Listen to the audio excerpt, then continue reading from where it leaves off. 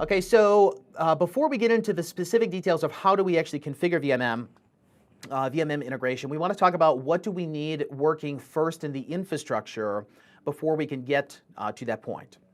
Okay, first and foremost, there's going to be 3 devices in the network that need to establish IP reachability to each other. They're going to be the AP controller in the ACI fabric, okay, so the GUI that we're making all of our configuration changes from, the virtual machine manager, which would be like VMware's vCenter, and then the actual hypervisor host that's running the virtual machine, so the CPU, the memory, the disks, that's in our case going to be the actual ESXi install. Now there's 2 different schools of thought or 2 different ways to implement this in terms of either out-of-band management or in-band management.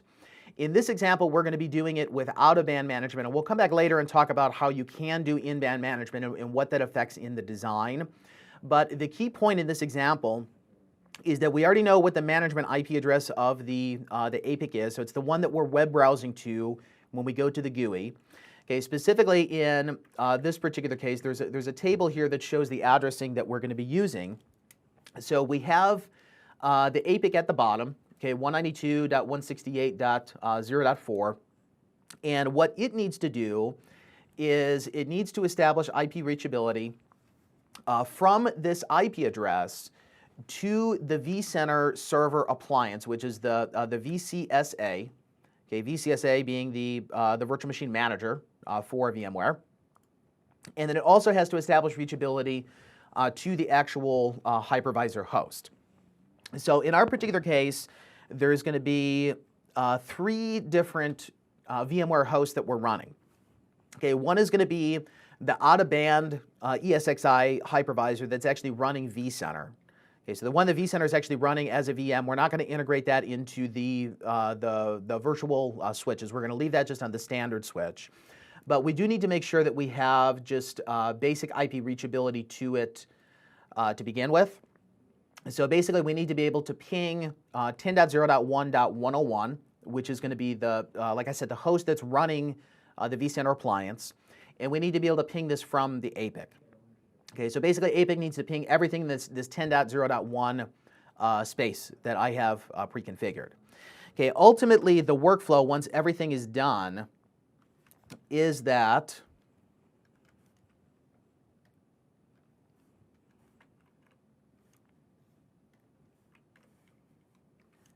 and my pen is giving me some issues here. Hold on just one second, guys. I need to restart some processes on my Windows box. Okay, so as I was mentioning, in terms of our prerequisites, the idea is that we need to get layer 3 IP connectivity from the AP controller's management interface to the management interface of vCenter and then the management interface of the actual hypervisors. So we're going to have 2 separate designs that we're going to be looking at in this case, where we have the APIC itself. Okay, so the APIC is going to be talking to the leaf switches. Okay, so we'll have leaf 101 and then we'll have leaf 102. And then ultimately these are going to be connecting down to the ESXi servers. Okay, the first one, the C220. The C220 is attached to 2 different fabric extenders. Okay, so we have FEX 102, we have FEX 101. And then these are single homed up to the leaf switches. Okay, so leaf 102 is going to FEX 102, leaf 101 is going to FEX 101, and then both of these are going down to the C-Series server. Okay, what this means from a port channeling policy is that we will directly be able to establish an LACP channel that goes from the leafs through the fabric extenders down to the end host. So basically a host VPC, same as what we talked about previously in Nexus 5K or Nexus 7K as we're going through extenders down to the end host. But we'll see that from the ACI object point of view, the order of operations is different than you would apply it on the CLI. Okay, so we'll go through that configuration. And then the second portion is going to be the UCS blade that is attached to, so we're going to have like the B200 blade that's going over to Fabric Interconnect A. It's going over to Fabric Interconnect B. And then somehow these Fabric Interconnects are attaching down to the leaf switches. But the key point that we'll see here is that the behavior of a port channel that's going down to the standalone rack mount server is going to be different than the port channeling behavior that we have to use towards the blade chassis. Okay, this will be one of the last steps that we'll talk about, but just keep that in the back of your mind that there is a design difference between the two of them, and that's why I wanted to show both of them in this particular example. Okay, so let's make sure before we go on to any other further upper layer application config, let's just make sure that we have basic connectivity within the network topology. Okay, so physically, the way the network looks like is that the blade chassis is going up to Fabric Interconnect A and B. Okay, and I have this pre-configured. We're not going to spend a lot of time on UCS today in this section. We're just assuming that the server is functional. From the UCS point of view, I have a virtual port channel, okay, that's going up to the 5Ks. So from Fabric Interconnect A's point of view, it just has one port channel, Ethernet port channel going northbound. Fabric Interconnect B has another port channel going northbound. And then we don't have to worry about any disjoint layer 2 or any pinning configuration. Basically, all the VNICs of the service profiles, any that are on Fabric A are going to be bound to the port channel of Fabric Interconnect A. Any NICs that are bound to Fabric B are going to be pinned to the port channel of FIB. Okay, so next the traffic gets up to the 5Ks. Okay, there's also going to be two different ranges of VLANs that we're going to be creating. Okay, so we need to know what is the VLAN and then what is the role of the VLAN, and also what is the type of VLAN from the ACI's deployment. Okay, first one is going to be VLAN 10. VLAN 10, we're going to be using it for our ESXi management. Okay, so this is different than our out-of-band management that we're doing for like the Nexus 5K, 7K, the APIC. This is another subnet that I've dedicated just for the vCenter and then for the VM kernel interface of the hypervisors. Okay, specifically in this case, this is going to be the 10.0.1.0/24 subnet. Now from the ACI point of view, this type of VLAN is going to be a static deployment. Okay, the rest of the VLANs we're going to use 100 to 110. Okay, and we'll say that these are going to be used for ESXi in the data plane. Okay, so like the regular virtual machines. And the key here is that the type of VLAN here is going to be dynamic. Okay, it's essentially going to be auto-negotiated between the API controller and the vCenter virtual machine manager. What is the VLAN encapsulation that's going to be used when the virtual machines traffic leaves the hypervisor and then goes northbound to the ACI leaves. And we'll see that this is one of the other interesting features of how the ACI system works, is that we're not so much concerned about the individual VLAN numbers. What we're more concerned about is what is the behavior of the application that we're defining based on the endpoint group. So whether the EPG web servers is VLAN 100 or 105, 106, 107, we don't really care about that. And we'll see that behind the scenes, ACI is going to take care of that for us, is automatically communicate with VMware and say for this particular port group, we're going to use VLAN 100. For the next port group, we're going to use 101, next one we're going to use 102, and so on and so forth. So from our point of view, it's basically just any arbitrary range of VLANs that we could use for this encapsulation. And then if we need new port groups, we would just have to provision additional VLANs in order to allow these EPGs to be formed. Okay, so at this point, we basically have the layer 2 connectivity that's going up to the leaves. Okay, so we have VPCs that are going from the UCS Fabric interconnects up to the 5Ks. The 5Ks have another VPC that's going to the 7Ks, and the 7Ks have another VPC that's going toward the leaves.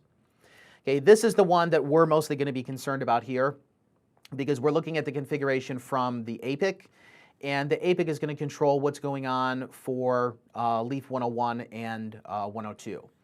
Okay, specifically, we want to look at what the policy is going to be applied on the physical interfaces 1.1 and 1.2 of leaf 101 and 102.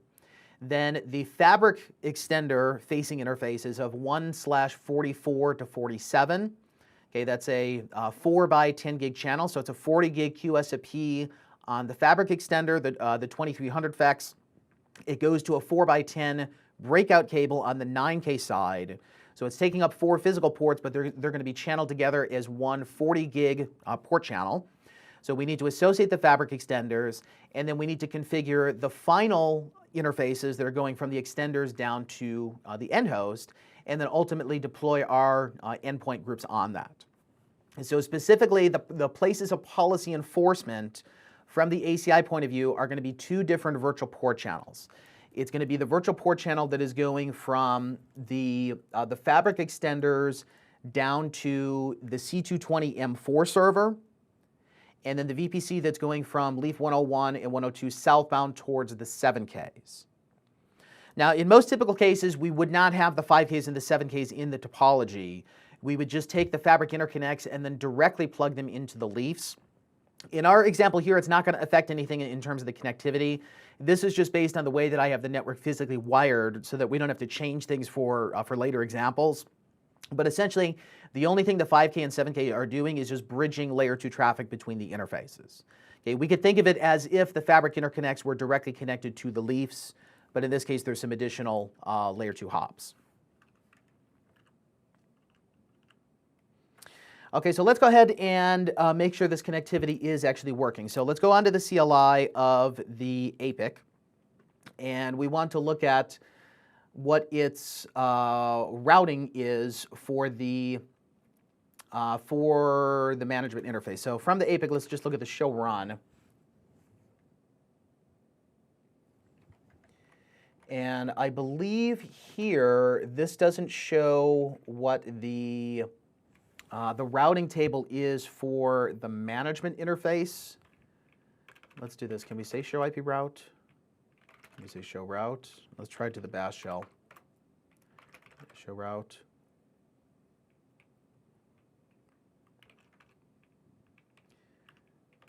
Show. Let's see. There's a specific keyword here that is talking about the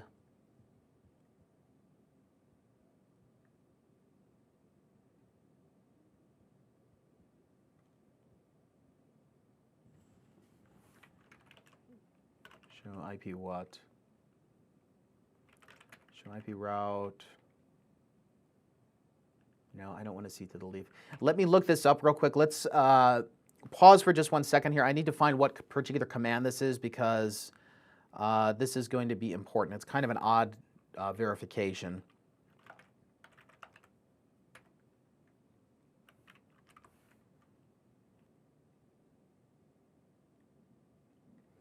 Here we go. The command is IP route show table OOB management. That's what we're looking for. Okay, so what this is showing is basically show IP route for the underlying Linux kernel of the ACI controller.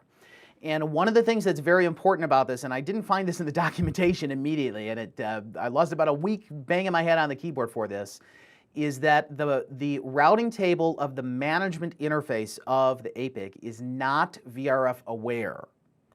So this means that if you have overlapping address space, like in the infrastructure VLAN, which would normally be used for establishing the ISIS adjacencies between the leafs and the spines, and if this overlaps to any address that's anywhere in your management network, then you're not going to be able to reach it.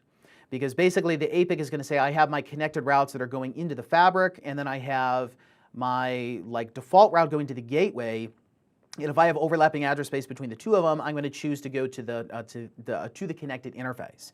Now, why this becomes a problem is that when you do the initialization of the APIC to begin with, it asks you what IP space do you want to use for the underlying fabric. Okay, so basically the VXLAN tunnel endpoint IP address space, and it normally comes from the 10 network by default.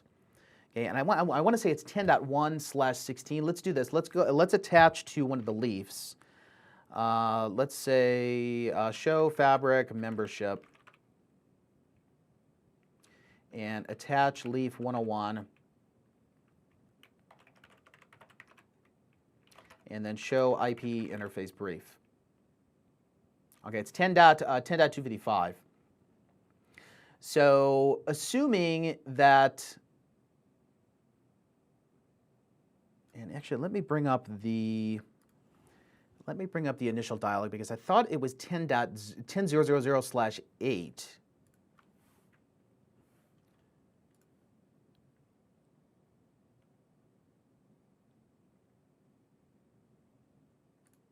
which if so is going to be relevant to our discussion here. And I think I actually had changed this to 255 to fix this problem.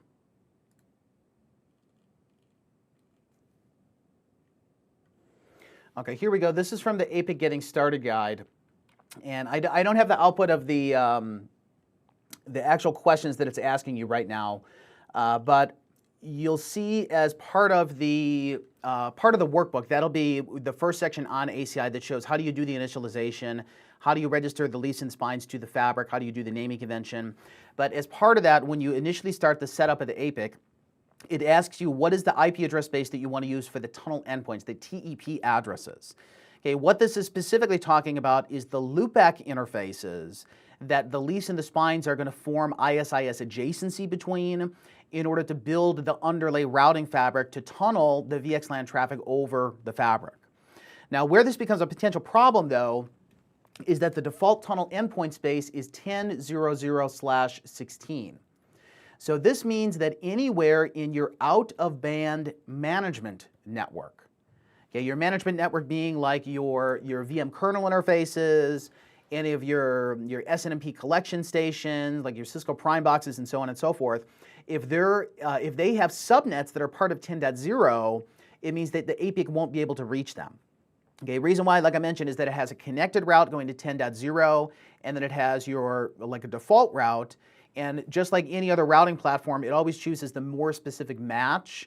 The more specific match would be like the /32s of the loopbacks versus the /0 for the default route.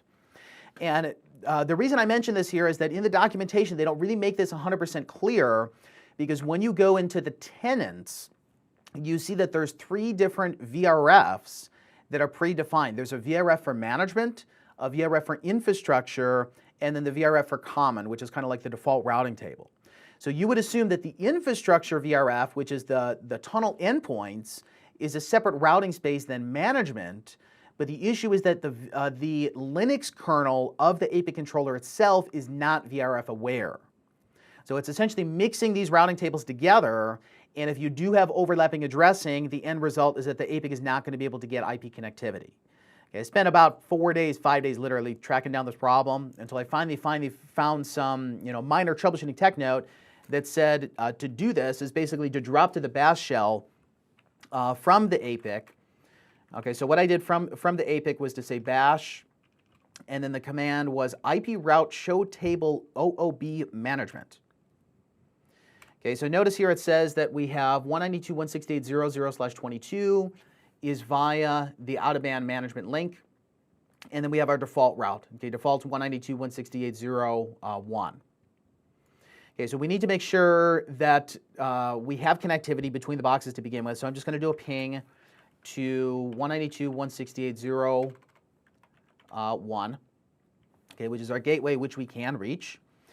And if we go to this box, okay, so I'm going to go to one of my other, let's say 5K1, and we're going to use this as a jumping point to telnet to this address in VRF management. Okay, what this box is here is a CSR 1000V router. Okay, so it's basically a software router that is the default gateway between these subnets. Okay, and if we look at the show IP interface brief, this guy has the management segment 192.168.0.1, and then it also has the segment that we're going to be using for the VMware management, which is VLAN 10, the 10.0.1.1. Okay, so what this means is that since the APIC can ping its gateway, we should be able to ping to 10.0.1.111. This is the vCenter server. And then we ultimately should be able to ping to the actual hypervisor hosts, which we'll see, I believe, are going to be .204 and .211. Okay, these are going to be addresses that we're going to define in the network. Okay, but we can see up to this point that the APIC does have IP reachability. So there's nothing wrong in the basic management network infrastructure in order to do the VMM integration. Okay, otherwise, if this connectivity is not there, when you go to do the deployment, you'll see that there's going to be a fault that is thrown, basically saying that we're not able to reach the virtual machine manager. And the error is very, very vague. You don't know whether it's a problem with the login credentials, or you don't know if it's like a service problem on vCenter itself. But most of the time, the bigger issue is just going to be IP connectivity. If you have some sort of routing problem to reach from out-of-band management to vCenter and then to the VM kernel interfaces of ESXi.